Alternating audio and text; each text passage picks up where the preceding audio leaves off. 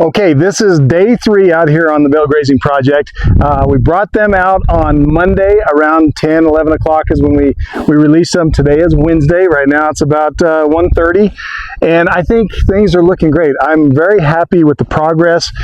Now, as you've seen on all of the goats and on Gus, we've got the no fence GPS collars. So on that app, I'm able to track all of their movement every day. So I can see what they're doing on a daily basis. So for a 24-hour window, I can push play and I can just watch the group move around. And the only movement that we're getting is they're coming right here from the hay over to water, back to hay, back to water.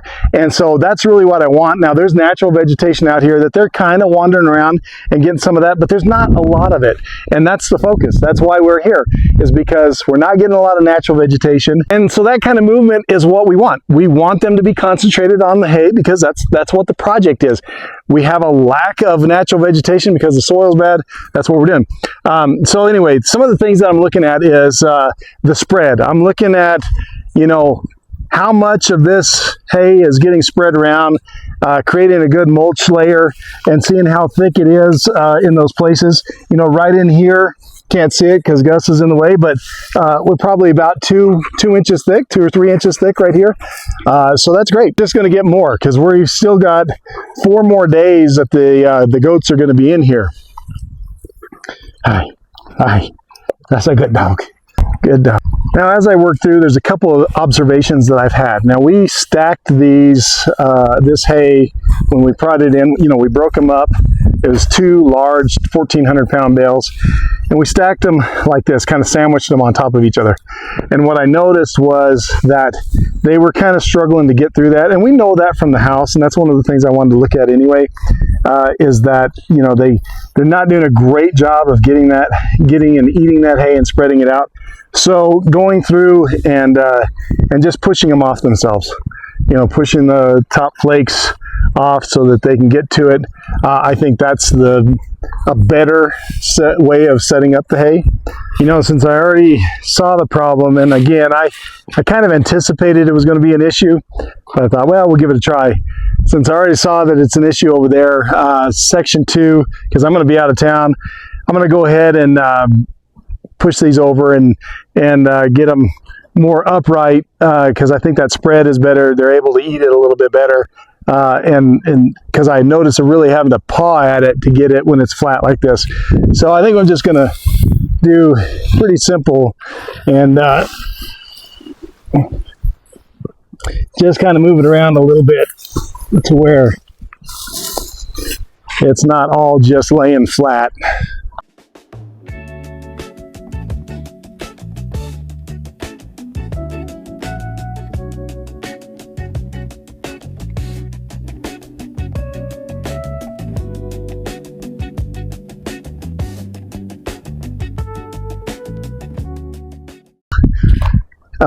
We probably won't, it doesn't make sense to put this much effort into the hay to some degree because, labor is time is money, all of that. So the idea, I think, as we move down to where we just drop a bale and that's how it goes, that's probably the most efficient way of doing it. I just had the opportunity to get a lot of information, so, we're just trying it and see. So I already know it's not very efficient the way I had it, so yeah, let's fix it.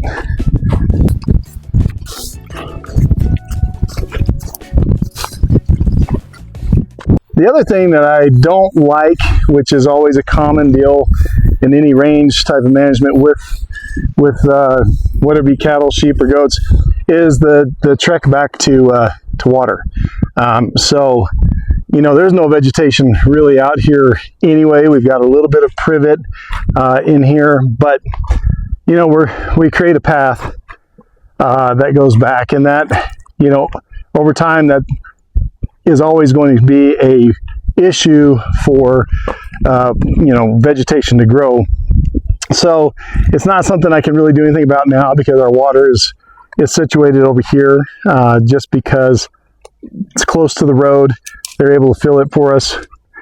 I think in the future, if we're doing this, we might try to concentrate things a little better so that we don't have this type of degradation and creating that those trails back from feed to water. Something that you might see in these videos is some of this temporary fencing that we've got up. This is a 4-strand system from Gallagher that we've used before, and it's not hot. I mean, you can electrify this just like you would any type of polywire, but this is not hot. It serves as a just a visual barrier when we're using these no fence collars. Especially when we first turn the goats into an area, they want to go run, explore, and this is a large area. I mean, you know, of course, we've got about a 12-acre area that's barbed wire fenced in, but they would have access to, you know, our area is 4 acres, and so we put up this little temporary fence just as a visual barrier, so that when the goats came in here, that they would see this. Now, this is also their GPS boundary. So as they get close to this, they start to get an alert. And then if they were to push through it, that's when they might get the electric pulse. But so when they first get in here, this at least slows them down a little bit so that they don't go busting right through the no fence barrier. And that's really important because they've been trained to it already. They know when they hear it that they need to stop, and they do a great job with it. But in that first initial movement, when they get out into an area they just want to go and explore, that, you know, they would have that tendency to run right through it. All that is just a visual barrier for them. It's something that I don't know if we'll continue on each time that we move them. That's just something we're going to have to explore and learn as we go. In most cases, the people that I see, once they get them into their initial boundary, then they really don't have to do it after that. The difference is this isn't like your typical pasture, irrigated type pasture, or your typical rangeland. So there's not a lot of forage for them to have other than the hay that they get. So when we move them out of this area into section 2, the next area, you know, there's hay there, but they're going to maybe go explore again. At least that's my thought. And so we may just still put up a little bit of, you know, take this and move it over there so that they have that visual boundary again, just to be aware of when we move them over. So it's just a part of our learning process in this whole thing anyway. So another part of my overall system are these barn owl cameras. Now this is it's sort of like a game camera. It's got maybe a little bit more functionality than a game camera. These things can take photos, they can take video, they can do it on demand, or they can do it by motion detection, however you want. In this type of situation, you know, there's motion going on all the time. I've got several cameras set up so that we can see what's going on. And so you can turn the motion side of it off, and you can just do on demand. You can get 10-second videos, and you can get pictures when you want them. It's really helpful because, you know, to get here is about 45 minutes for us to get here from the house. So it's a long way. So we can check in on the goats and on Gus, on the water, on the hay at any time. So really helpful, something we've been able to utilize on a lot of projects so that we can do more management from afar. We can be on another job, we can be looking at this job, and if there's something that needs to be done, then we have real-time kind of response time to get to it and do something. So the cameras in conjunction with the No Fence app, Barn Owl's got an app that we check in on, and then No Fence has an app. They both can give alerts to us about things that are going on. So that combination of being able to see where your goats are, what they're doing, their movements, their activities, and then to be able to actually see them physically with the cameras, the videos, the pictures and the videos is really good and very critical for good management for us. We've got this project going on, but we're also doing 2 or 3 other projects. We might be 2 hours away doing another project, and we can respond to this if we need to.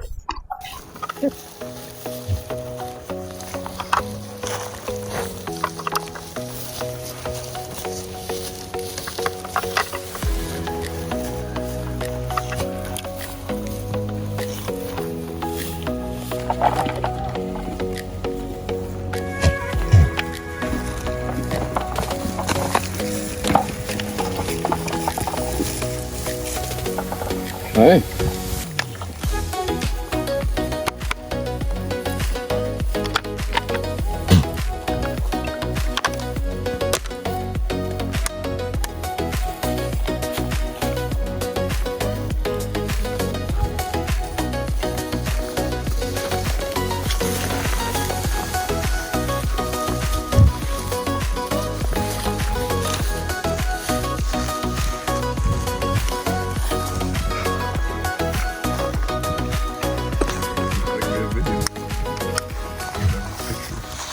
And the cameras are great. So you've got a solar charger. Now you do have batteries as backup in there, but you've got the solar charger that's working all the time.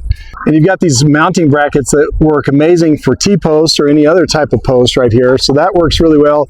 You've also got some that you can screw right into a tree that can clamp onto other things. So a lot of different options and versatility with that. The camera operates on cell service. So if you have at least one bar, then you're able to communicate with this camera. If you've got it taking pictures or video on motion, then it'll give you an alert when it does that. Otherwise, you can just plug into your app there and you can trigger this camera to go ahead and take pictures. And right now, you can kind of see what the view is from this camera. That's pretty much what we're looking at. And so that gives me the ability to see, you know, what they're doing with the hay. And of course, something else that I'm super happy with is just, you know, Gus. It's always great to see your dog doing what he's supposed to do, hanging out with his goats, watching over them, keeping them safe. And, you know, we're out here in the middle of nowhere, and there are coyotes galore out here. I'm never really that concerned with coyotes because I feel like these wild coyotes around here, they're pretty used to going after wild game. They love to be right there, you know, right on the other side of those cottonwoods is the river, and there are geese and cranes and ducks that they're after all the time, and we find piles and piles of feathers from you know, coyote kills on those birds. So I think they've got plenty of food down here. Not that they wouldn't try to come around here, but just having Gus around is a huge factor. And we've been down here before with our goats and have left them for extended periods of time, weeks at a time, and Gus has been with them. We've never had an issue, so it's not something that really concerns me. But I do love seeing him doing what he's supposed to do, which is just be a guardian dog.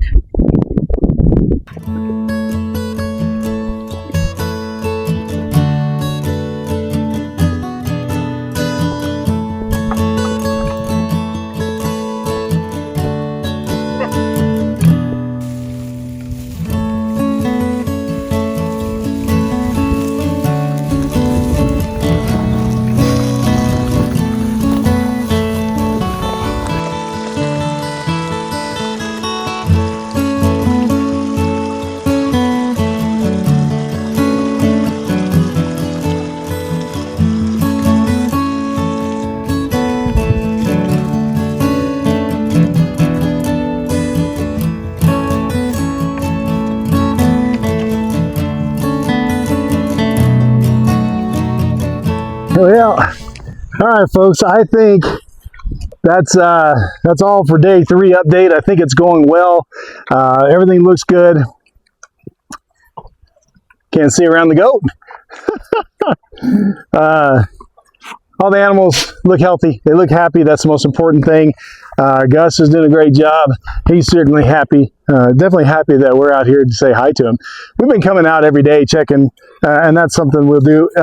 Doubtful that we'll go a day that we're not coming out here and checking on things because we have other jobs going on in the area, and so we're coming by here all the time. Progress is good. We just need rain.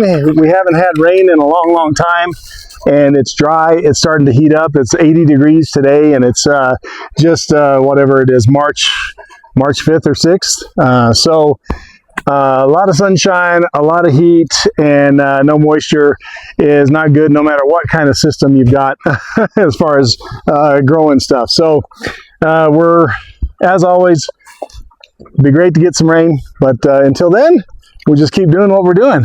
So hope you have a good day. Good dog. Good dog. Good dog. Oh, that's a good dog. Oh, that's a good dog. Yes, sir. Yes, sir. Yes, sir. Yes, sir. Yes, sir. That's a good dog.